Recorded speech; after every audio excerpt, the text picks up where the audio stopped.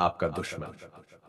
जीवन का प्रत्येक क्षण एक युद्ध भूमि है, जहां आपका हर कदम आपको या तो ऊंचाई की ओर ले जाता है या फिर नीचे गिराता है।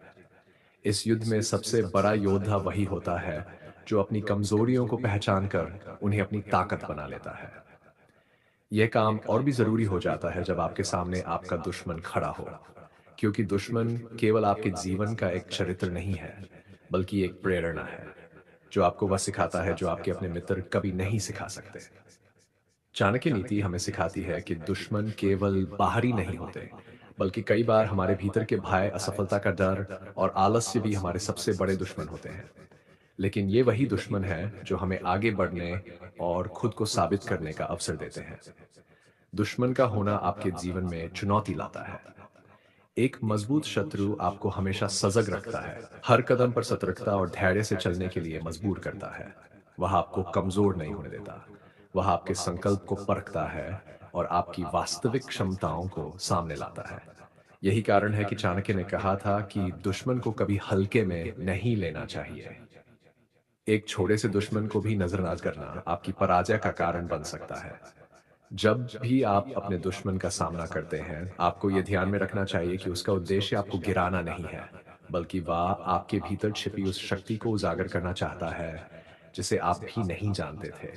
दुश्मन का हर प्रहार आपके भीतर की कमजोरी को बाहर निकालता है और उसे तोड़ डालता है और उसे तोड़ता है, ताकि आप और भी अधिक सक्षम और बलवान बन सकें। याद रखें, विजय प्राप्त करने के लिए आपको अपने दुश्मनों से घबराने की नहीं, बल्कि उनका सामना करने की आवश्यकता है। उनके द्वारा दिए गए घाव आपको निराशा की ओर नहीं, बल्कि सफलता की ओर ले जाते हैं।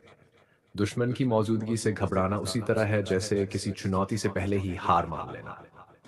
लेकिन जो इंसान अपने दुश्मन का सामना हिम्मत और साहस के साथ करता है, वही सच्चा योद्धा होता है। चाणक्य ने भी कहा था, जब आपका दुश्मन मजबूत हो, तो उसे युद्ध में हराने के बजाय धैर्य और योजना से काम लें। इसका अर्थ यह है कि केवल बल से ही नहीं, बल्कि बुद्धि से भी दुश्मन को हराया जा सकता है। असली शक्ति केवल भुजाओं में नहीं, मस्तिष्क में होती है। और ये मस्तिष्क ही है जो आपको यह सिखाता है कि कब लड़ना है और कब रणनीति से जीत हासिल करनी है। दुश्मन हमें हमेशा से प्रेरित करता है कि हम अपने सर्वोत्तम रूप में हों। उसके द्वारा दिया गया हर संघर्ष हमें नई दिशा दिखाता है।